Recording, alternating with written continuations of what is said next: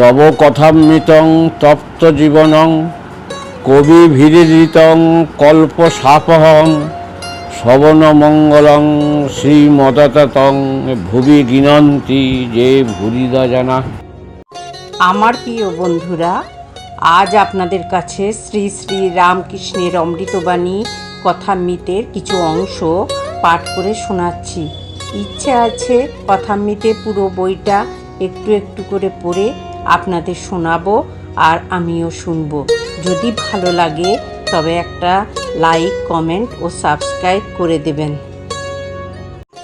প্রিয় বন্ধুরা, আজ আমরা পরম পুরুষ শ্রী রামকৃষ্ণের মুখনিসৃত অমৃতবাণী কথামৃতের পরবর্তী অংশ পড়ব। এই জগতে বিদ্যামায়া অবিদ্যামায়া দুই আছে। জ্ঞান ভক্তি আছে, আবার কামিনী কাঞ্চনও আছে। সদ্গুণ আছে, আবার অসদ্গুণও আছে। ভালো আছে, আবার মন্দও আছে, কিন্তু ব্রহ্ম নির্লিপ্ত। ভালো মন্দ জীবের পক্ষে, সৎ অসৎ জীবের পক্ষে, তার ওতে কিছু হয় না।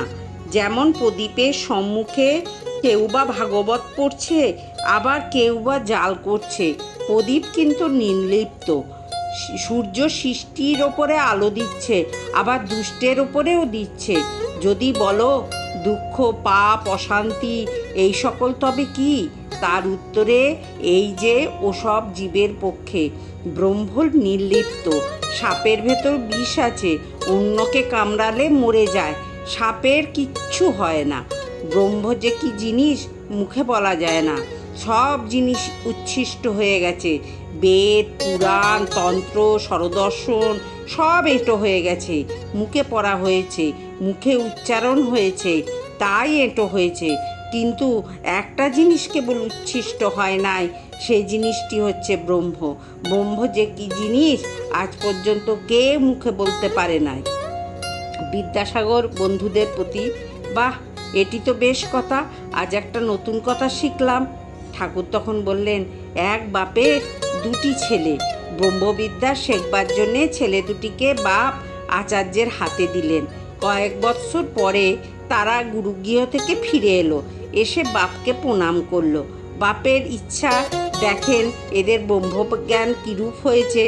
বড় ছেলেকে জিজ্ঞেস করলেন, বাপ তুমি তো সব পড়েছ, ব্রহ্ম কীরূপ বলো দেখি। বড় ছেলেটি বেদ থেকে নানা শ্লোক বলে বলে ব্রহ্মের স্বরূপ বোঝাতে লাগলো। বাপ চুপ করে রইলেন। তখন ছোট ছেলেকে জিজ্ঞেস করলেন, সে হেঁট মুখে চুপ করে রইল, মুখে কোনো কথা নাই। বাপ তখন প্রসন্ন হয়ে ছোট ছেলেকে বললেন, বাপু তুমি একটু বুঝেছ, ব্রহ্ম যে কি জিনিস মুখে বলা যায় না। মানুষ মনে করে আমরা তাকে জেনে ফেলেছি। একটা পিঁপড়ে চিনির পাহাড়ে গেছিল, এক দানা খেয়ে পেট ভরে গেল, আর এক দানা মুখে করে বাসায় যেতে লাগলো। যাবার সময় ভাবছে এবারে সে পাহাড়টি লয়ে যাব। ক্ষুদ্র জীবেরা এইসব মনে করে, জানে না যে ব্রহ্ম বাক্য মনের অতীত। যে যত বড়ই হোক না কেন তাকে কি জানবে? সুখদেবাদি না হয় ডেউ পিঁপড়ে, চিনির 8-10টা দানা না হয় মুখে করুক।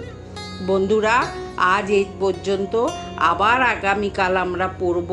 আপনারা শুনবেন, কিন্তু খুব ভালো লাগবে, মন আনন্দে পরিপূর্ণ হয়ে যাবে। জয় ঠাকুর, জয় মা, জয় স্বামীজি। ওম স্থাপকায় চ ধর্মস্য সর্বধর্ম স্বরূপিণে অবতার বরিষ্ঠায় রামকৃষ্ণায় তে নমঃ। ওম জননী শারদাং দেবী রামকৃষ্ণ জগৎগুরু পাদপদ্মে তয়োশ্চিত্তাং প্রণমামি মুহুর্মুহুঃ।